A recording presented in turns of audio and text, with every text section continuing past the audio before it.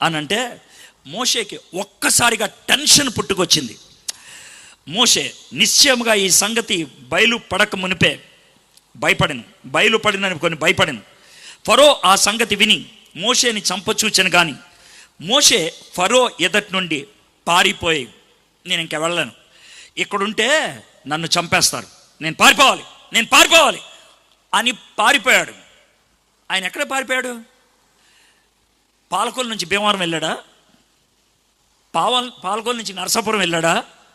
కాదు, ఆయన ఐగుప్తు నుంచి మిథ్యానికి వెళ్ళాడు.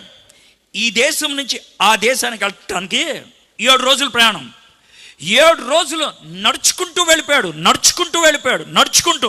బహుశా కొన్ని నీళ్లు ఉంటాయి తన దగ్గర, అక్కడక్కడ తాగుండి ఉంటాడు. ఎక్కడైనా ఓట్లో కనబడితే అక్కడ నీళ్ళు తాగుంటాడు.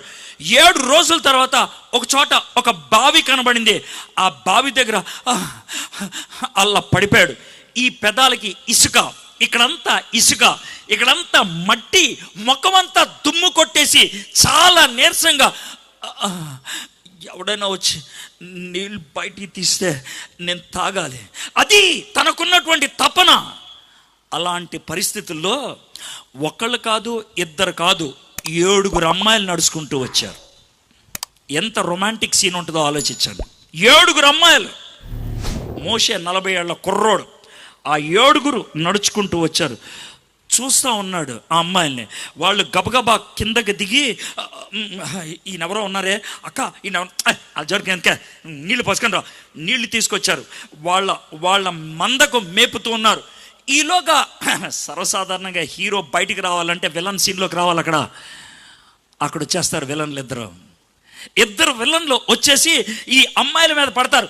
సర్వసాధారణంగా ఆ టైంలో జరగాల్సింది ఒకటే, హీరో లేచి తన హీరోయిజం చూపించి దడదడదడలు కొట్టేసి వాళ్ళని కింద పడేసేస్తే వీళ్ళు బిత్తర చూపులతో అతన్ని చూస్తూ ఉంటే, తన 6 ప్యాక్ బాడీ కనబడతా ఉంటే, వాళ్ళకి ఏం చేయాలో అర్థం కాక చూస్తూ ఉంటే, మీరు ఉండండి నేను నీళ్లు తీసుకొస్తానని గబగబా నీళ్లు తీసుకొచ్చి, బహుశా కిందే తాగాల్సిన నీళ్ళన్నీ తాగేసి పైకి తీసుకొచ్చి ఆ మందకంతటికి పోసేసిన తర్వాత, వాళ్ళు కంటెమట చూపు లేదు, నోటెమట మాట్లేదు, చెప్పడానికి ఏమి తెలీదు, పరిగెట్టుకుంటా ఇంటికి వెళ్ళిపోయారు. సీన్ చదువుదాం.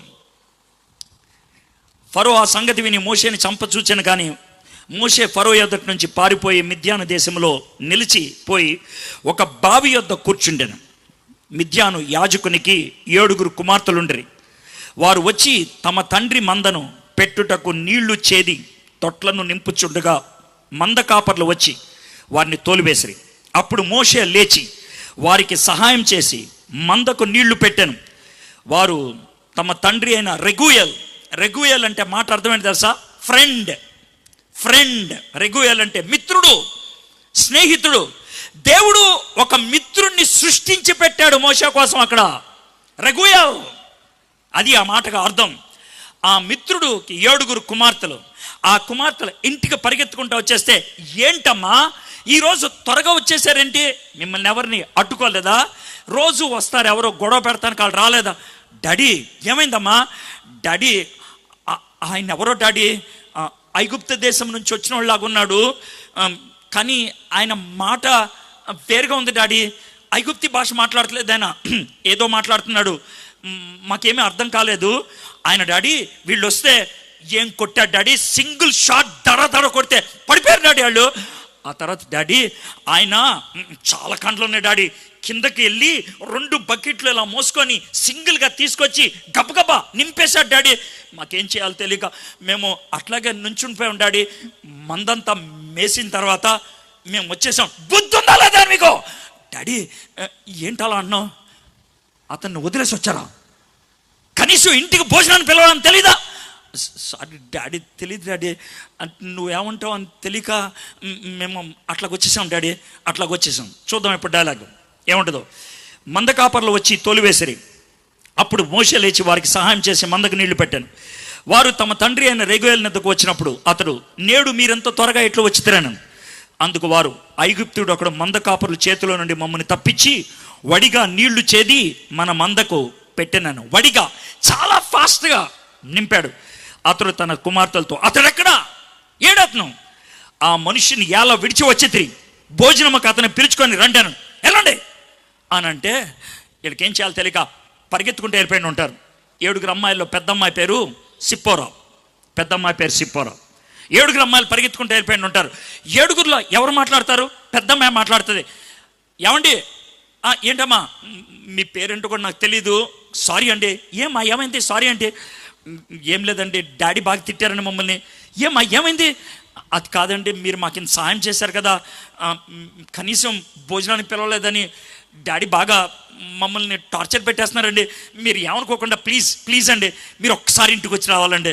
వస్తానమ్మా, కంగారు పడకండి, వస్తాను, మీరు ముందు నడవండి, నేను వెనకాల నడుస్తాను. సరే, మొత్తం 7 అమ్మాయిలు నడుచుకుంటూ వెళ్తూ ఉంటారు, గిలగలా మాట్లాడుకుంటూ వెళ్తూ ఉంటారు.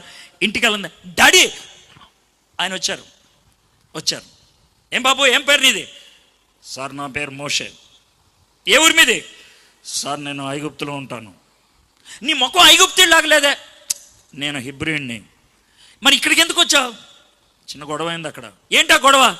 అది పెద్ద స్టోరీ సార్, తర్వాత చెప్తాను. మరి ఇక్కడికి ఎందుకు వచ్చావు? ఏమో సార్ నాకు తెలియదు, పారిపోయి వచ్చాను. మరి ఇక్కడ ఎవరైనా ఉన్నారా మీకు? లేదు సార్. కొన్ని చుట్టాలు ఎవరైనా ఉన్నారా? లేరు సార్. సరే, ముందు భోజనం చేయి. భోజనం చేస్తా ఉంటే నువ్వు మా పిల్లల్ని కాపాడే ఉంటగా. అంటే ఏదో సాయం చేశాను సార్. మా మందకి నీళ్ళు పెట్టావంట కదా. అంటే నాకు అలవాటే సార్, చేసేసాను. మరి ఓ పని చేయకూడదా? చెప్పండి సార్, మీరేం చెప్తాది? మా ఇంట్లో ఉండిపోవచ్చు కదా. అలాగే సార్, ఉంటాను. ఇప్పుడు చూద్దాం ఆ డైలాగ్. అతడు తన కుమార్తెలతో అతడెక్క ఆ మనిషిని ఎలా విడిచి వచ్చింది, భోజనంకి అతన్ని పిలుచుకొని రాను. మోసే ఆ మనుషునితో నివసించడానికి సమ్మతించను. కొన్ని రోజులు అయిపోయింది, 2-3 నెలలు అయిపోయింది. ఎంత రొమాంటిక్ ఉంటుందో ఆలోచించండి. ఇప్పుడు 2-3 నెలల తర్వాత, అమ్మ సిప్పోరా, డాడీ పిలిచారా? రామ్మా ఇటు. అమ్మ సిప్పోరా, ఇప్పుడు అబ్బాయిని చూసావా? ఎవరు డాడీ? అదేనమ్మా ఆ కుర్రోడు, అది మోసేనా? చూశాను డాడీ. చూడటమేంటి డాడీ? అట్లా కాదమ్మా, నువ్వేమంటావు? డాడీ ఏమంటావంటే నాకు అర్థం కావట్లేదు డాడీ. అదేనమ్మా, నీకు పెళ్లి వయసు వచ్చింది, కుర్రోడు ఉన్నాడు, అతనికి ఇచ్చి పెళ్లి చేస్తే బాగుంటుంది అనిపిస్తుంది. డాడీ నాదేముంది డాడీ, మీరు ఆయన అడిగి చూడండి, నాకేం తెలుసు. అతను ఒప్పుకుంటే ఓకే. బాబు మోషే ఇట్రాయా. చెప్పండి అయ్య గారు, పనిలో ఉన్నాను. తెలుసులే ఆ పనిలో ఉన్నామని. బాగా చేస్తున్నావా ఆ పని? చాలా థ్యాంక్స్ అండి. ఏం లేదా మోషే, మా పెద్దమ్మాయి తెలుసా? సిప్పోరా. ఏంటి పేరు కూడా బాగా పట్టిపడిసావండి? అట్లా కాదులేండి, అంటే అందరి పేర్లు తెలుసు కదండి, పెద్దమ్మాయి పేరు కూడా తెలుసు. ఏమంటావు సిప్పోరా గురించి? నేనేమంటానండి, చాలా మంచిది. అది కాదయ్యా, నువ్వు ఎంతకాలం మా ఇంట్లో అటు ఇటు పడి ఉంటావు, అమ్మాయిని పెళ్లి చేసుకుంటే ఇంట్లో సెటిల్ అయిపోవచ్చు కదా. మీరు ఓకే అంటే ఓకే సార్. పెళ్ళి అయిపోయింది. ఇదేనండి బైబిల్లో ఉంది. కాబట్టి నేను నూనె కలర్ ఇచ్చాను, నేను బ్లాక్ అండ్ వైట్కి, అంతే. చూద్దాం అక్కడ. ఆమె ఒక కుమారుని, మోషే ఆ మనుషునితో నివసించడానికి సమ్మతించడం. అతడు తన కుమార్తె అనే సిప్పోరాను మోషేకి ఇచ్చాను.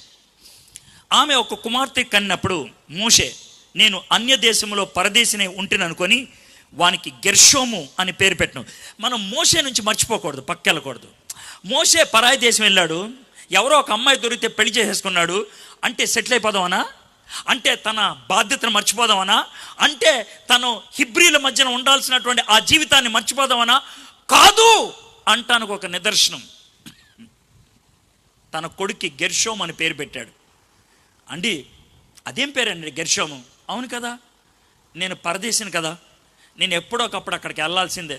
ఏమండి పరదేశం అంటారేంటండి? ఇన్ని రోజులు ఇక్కడ ఉండిపోయారు, ఇన్ని సంవత్సరాలు ఉండిపోయారు, ఇది మీ దేశం కాదా? లేదమ్మా, ఇది నా దేశం కాదు, నాది అదే. నేను ఏదో రోజు అక్కడికి వెళ్ళాలి. దేవుడు నన్ను ఒక ఉద్దేశంతో సృష్టించాడు, నేను అక్కడికి వెళ్ళాలి. వీడిని పేరు పెట్టి పిలిచినప్పుడల్లా నాకు గుర్తొస్తుంది గెర్షోమ్ అని పిలిచినప్పుడు, రేయ్ నీ దేశం ఇది కాదు. గెర్షోమ్, రేయ్ ఈ దేశం నీది కాదు.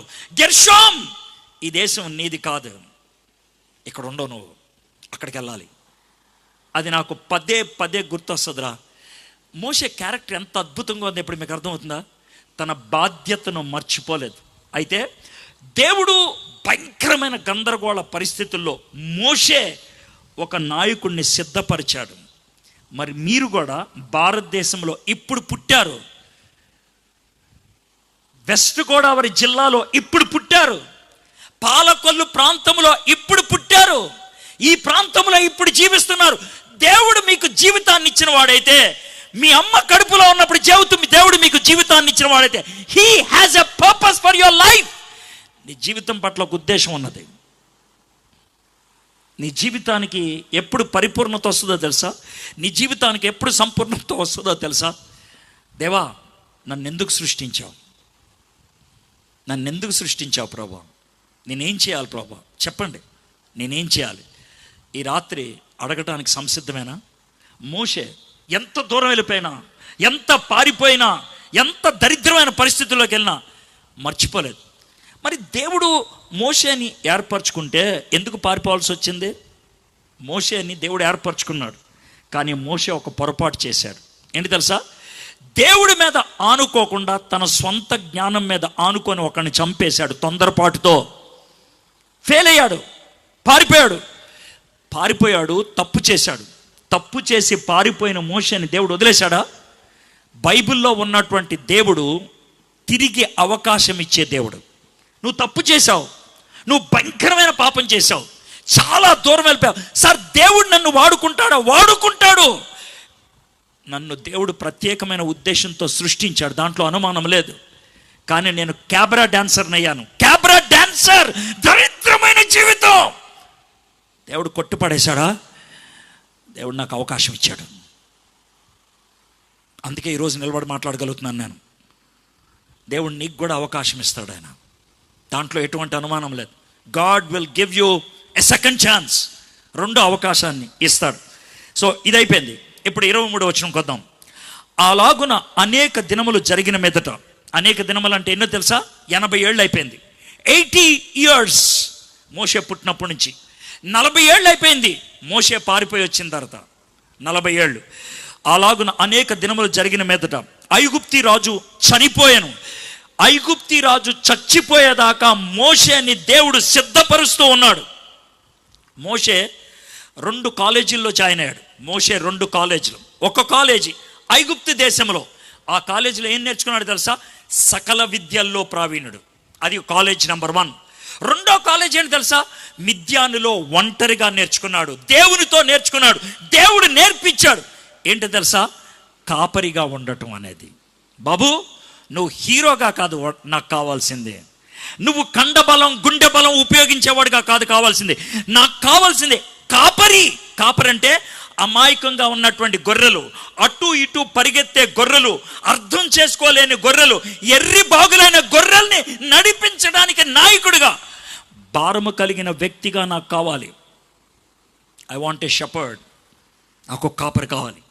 ఆ పాఠం నేర్పించడానికి 40 ఏళ్ళు పట్టింది మోషేకి, దేవుడికి. 40 ఏళ్ళు. 30 ఏళ్లలో సకల విద్యలు నేర్చుకున్నాడు. 40 ఏళ్లలో ఒకే ఒక పాఠం నేర్చుకున్నాడు. ఏంటి ఆ పాఠం? గొర్రెలను పెంచటం. ఆ విధంగా పెంచినప్పుడు ఈలోగా ఐగుప్తి రాజు చచ్చిపోయాడు. ఐగుప్తి రాజు చచ్చిపోయిన తర్వాత అలాగున అనేక దినములు జరిగిన మీదట ఐగుప్తి రాజు చనిపోయాను. ఇశ్రాయేలీలు తాము చేయుచున్న వెట్టి పనులు బట్టి నిట్టూర్పులు విడుచుచు మొర్ర పెట్టుచుండగా, ఇక్కడ ప్రజలు ఏడవటం మొదలుపెట్టారు, ప్రార్థన చేయటం మొదలుపెట్టాడు. తమ వెట్టి పనులను బట్టి వారు పెట్టిన మొర దేవుని వద్దకు చేరను. దేవుడు ప్రార్థనలో విన్నాడు. కాగా దేవుడు వారి మూలుగు విని అబ్రహాము, ఇస్సాకు, యాకోబులతో తాను చేసిన నిబంధనను జ్ఞాపకం చేసుకున్నాను. దేవుడు ఇశ్రాయేలును చూచెను, దేవుడు వారి యందు లక్ష్యముంచెను. పశ్చిమ గోదావరిని దేవుడు లక్ష్యముంచాడు. పాలకొల్లు ప్రాంతాన్ని దేవుడు లక్ష్యముంచాడు. నీ కుటుంబాన్ని దేవుడు లక్ష్యముంచాడు. అందుకే ఈ మీటింగ్కి తీసుకొచ్చాడు. నువ్వు దేవుని వైపు తిరగగలిగితే, దేవుణ్ణి ఆశ్రయించగలిగితే దేవుడు నిన్ను వాడుకుంటాడు. నాకు చదువు లేదు అనొద్దు, నాకు అవకాశాలు లేవు అనొద్దు, నాకు పదవి లేదు అనొద్దు. దేవుడితో నువ్వు కలిస్తే దేవుడు నిన్ను వాడుకోగలుగుతాడు. ఫరో ఇంటిలో ఉన్నప్పుడు మోషే ఏం చేయలేపాడు? పరాయి దేశంలో గొర్రెలు కాసుకునేవాడుగా ఉన్నప్పుడు దేవుడు తనని నాయకుడిగా వాడుకొని 20 లక్షల మంది ఇశ్రాయేలీయుల్ని బయటికి తీసుకురావడానికి ఒక దివ్యమైన ప్రణాళికలో, ప్రాజెక్ట్లో దేవుడు మోషేని పెట్టుకోవడానికి ఇష్టపడ్డాడు. When God comes into your rescue, దేవుడు నీ పక్షానికి వచ్చినప్పుడు, దేవుడు నిన్ను వాడుకోవటం మొదలుపెట్టినప్పుడు నిన్నెవడు ఆపలేడు. దేవుడు వాడుకోగలుగుతాడు. ఒక చిన్న సాక్ష్యం మీకు చెప్పి నేను ముగిస్తాను. 1999 సంవత్సరంలో నేను థాయిలాండ్ వెళ్ళాను. నా జీవితంలో మొట్టమొదటిసారి దేశం వదిలి బయటికి వెళ్ళటం అదే మొదటిసారి. థాయిలాండ్ బ్యాంకాక్ వెళ్ళాను. అది ఒక పెద్ద కాన్ఫరెన్స్. ఆ కాన్ఫరెన్స్లో సీట్ల మీద పేర్లు రాస్తారు, ఎవరెక్కడ కూర్చోవాలని. నేను కూర్చున్నాను సీటు మీద. కూర్చుంటే నా పక్కన ఎవరు వస్తారా అని ఇలా చూసా. మారియానా శ్లోకం అని ఉంది కాగితం మీద.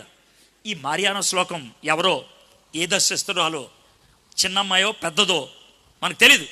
ఇలాంటి ప్రశ్నలు వేసుకుంటూ కూర్చున్నా. కొద్దిసేపటికి కర్ర పట్టుకొని ఒక ఆమె నడుచుకుంటా వచ్చి ఆమె నా పక్కన కూర్చుంటే ఇలా చూసి, ఆంటీ మీరు మారియానా శ్లోకం అన్న. యా మారియానా శ్లోకం అన్నది. కూర్చున్నా. ఈ ముసలిది వచ్చి నా పక్కన కూర్చుందేంటి? 14 రోజులు ఈ ముసలిదాని పక్కన నేను ఉండాలి. 14 రోజులు ఈ ముసలిదాని పక్కన ఉండాలి. పొద్దున్న సెషన్ అయిపోయింది.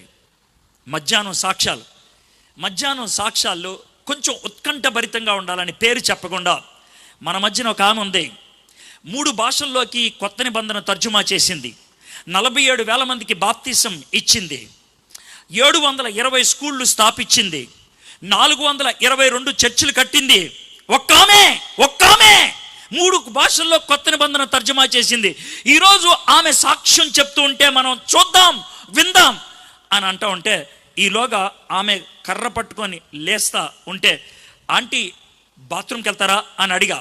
అంటే పాపం ఆవిడ ముసలావిడ లేస్తుంది కదా అని. లేదు అక్కడికి వెళ్ళాలి అన్నది. నాకేం అర్థం కాలేదు ఏంటని. ఈ ముసలావిడ స్టేజ్ మీదకి నడుచుకుంటూ వెళ్ళింది, కష్టపడి ఎక్కింది. మైక్ వణికిపోతూ ఉన్నది. వాళ్ళు స్టాండ్ తీసుకొచ్చి పెట్టారు. నా పేరు మారియానా శ్లోకం. ఆమె ఇంగ్లీష్లో మాట్లాడింది, చెప్తా ఉన్నది. ఆమె సాక్ష్యం చెప్తూ ఉంటే నోరు తెరుచుకొని అలా చూస్తా ఉండిపోయాను. నవంబర్ 6వ తారీఖు 1942 సంవత్సరం. ఆ రోజు నాకు పెళ్ళి. ఆ పెళ్ళి నాకు బిల్ బెంట్లీతో జరగాలి. Bill Bentley. 6 రోజుల ముందు మేమిద్దరం కూడా చివరిగా కలుసుకున్నాం. కొద్దిసేపు మాట్లాడుకున్నాం, డ్రెస్సులు కొనుక్కున్నాం. ఇంకా 5 రోజులు ఉన్నది మా పెళ్ళికి. నేను నా వెడ్డింగ్ గౌన్ వచ్చింది, వేసుకున్నాను. ఎలిజబెత్ వచ్చింది, నా మిత్రురాలు. అడిగాను, ఎలిజబెత్ నాకు డ్రెస్ బాగుందా అని అడిగాను. ఎలిజబెత్ ఏం మాట్లాడకుండా అలాగే ఉండిపోయింది. ఈలోగా మా డాడీ వచ్చారు. అమ్మ మారియానా అని అంటే, daddy how is my dress అని అన్నా. అంటే ఆయన ఏం మాట్లాడకుండా దగ్గరకు వచ్చి కౌగులిచ్చుకున్నాడు. డాడీ బట్టలు నలిగిపోతున్నాయి అంటే ఆయన ముద్దు పెట్టాడు. మమ్మ మారియానా ప్లీజ్ ఒక్కసారి ఆగానంటే, వాట్ డాడీ అని అంటే, బిల్ బంట్లీ ఇప్పుడే గుండాగి చచ్చిపోయాడు. పెళ్ళికి 5 రోజుల ముందు. బిల్ బంట్లీ ఒక మిషనరీ. ఈమె మిషనరీ అవుదామని ట్రైనింగ్ అయ్యింది. ఒక మిషనరీని చేసుకొని వెళ్ళిపోదాం అనుకుంది. బిల్ బెంట్లీని పెళ్లి చేసుకుందాం అనుకుంది. పెళ్ళికి 5 రోజుల ముందు చచ్చిపోయాడు. ఏం చేయాలో అర్థం కాలేదు. భయంకరంగా ఏడ్చింది. వారం రోజుల తర్వాత బిల్ బంట్లీ ఏ మిషన్ సంస్థలో పనిచేస్తున్నాడు, టౌన్స్ అండ్ కెమరూన్ ఆయన అధినేత, ఆయన దగ్గరికి వెళ్ళింది. సార్, అమ్మ Mariana, don't worry, God has a different plan. వరి అవ్వద్దమ్మా, దేవుడికి ఇంకో ప్రణాళిక ఉంటుంది. దేవుడు ఇంకో వ్యక్తిని నీ జీవితంలో తీసుకొస్తాడు. నేను అది అడగడానికి రాలేదు, నాకు ఒక సహాయం చేసి పెట్టండి. ఏంటది? బిల్ బంట్లీ ఎవరి మధ్యన అయితే పరిచర్య చేస్తున్నాడో వాళ్ళ మధ్యకి నేను వెళ్ళి పరిచర్య చేస్తాను. అమ్మా, నువ్వు ఆడపిల్లవే, ఒక్కదానివే, ఎల్లలేవు. వాళ్ళు చాలా భయంకరమైన మనుషులు, నరమాంస భక్షకులు. ఏం పర్లేదు. బిల్ బంట్లీ చచ్చిపోవడానికి 6 రోజుల ముందు ఇదే చర్చిలో, ఇదే ప్రార్థన చేసే స్థలంలో మోకరించి మేము ప్రార్థన చేసాం. ప్రభువా, పెళ్లి చేసుకొని మేమిద్దరం పరిచర్య చేస్తామని. బిల్ బంట్లీ చచ్చిపోయాడు. అందుకని నేను వదిలేస్తాను, దేవుణ్ణి వదలను, నేను వెళ్తాను. ఆమె ఒక్కతే వెళ్ళిపోయింది. 4 సంవత్సరాలు ఆమెతో ఎవరు మాట్లాడలేదంట. ఒక్కతే వాళ్ళ భాష నేర్చుకోవడానికి ప్రయత్నం చేస్తూ ఉంది. ఈలోగా ఎలిజబెత్ తనతో కలిసింది. వాళ్ళిద్దరూ కలిసి గిటారు కొట్టుకుంటూ పాటలు పాడుతూ ఉంటే చిన్నపిల్లలు రావటం మొదలుపెట్టారు. వాళ్ళు 8 సంవత్సరాలు అయింది, 420 మంది మారు మనసు పొందారు. వాళ్ళు ఈ విధంగా 25 సంవత్సరాలు పరిచయం చేశాడు వాళ్ళ మధ్యన. వాళ్ళ ఊర్లో 32,000 బాప్తీసాలు ఇచ్చారు. అనేక ఆసుపత్రులు కట్టారు, స్కూళ్ళు కట్టారు. వాళ్ళు ఏమన్నారంటే, మా భాషలోకి కొత్త నిబంధన తర్జుమా చేశారు కదా, మీరు ఇంకెక్కడికైనా వెళ్ళండి అని అంటే ఇంకో జాతి వాళ్ళ దగ్గరికి వెళ్ళారు. అనుభవం ఎక్కువైంది కదా, 15 ఏళ్లలో వాళ్ళ మధ్యన బైబిల్ తర్జుమా చేశారు. వాళ్ళు కూడా సంతోషించి ఇంకెవరి దగ్గరికైనా వెళ్ళండి అన్నారు. అనుభవం బాగొచ్చేసింది కదా, 10 ఏళ్లలోనే 3వ బైబిల్ని తర్జుమా చేసేశారు. 50 ఏళ్లలో 3 కొత్త నిబంధనలు తర్జుమా చేశారు. 50 ఏళ్లలో 47,000 మందికి బాప్తీసం ఇచ్చారు. ఇంత గొప్ప పరిచర్య ఒక స్త్రీ మరియానా శ్లోకం చేయగలిగింది. నువ్వు నేను ఎందుకు పనికి మాలిన జీవితాన్ని జీవిస్తున్నాం? పనికి మాలిన జీవితం, ఎవ్వరికి ఉపయోగం లేని జీవితం. దేవుడు అందుకు సృష్టించాడా నిన్ను నన్ను? లేదు కదా, లేదు కదా. ఈ రాత్రి దేవుడితో ఒక మాట చెప్తావా? ప్రభువా, నేను పొరపాటున పుట్టలేదు, నువ్వు పుట్టించావు. నా జీవితం వెనకాల ఒక ఉద్దేశం ఉంది నీకు. అదేంటో చెప్పాయా నాకు?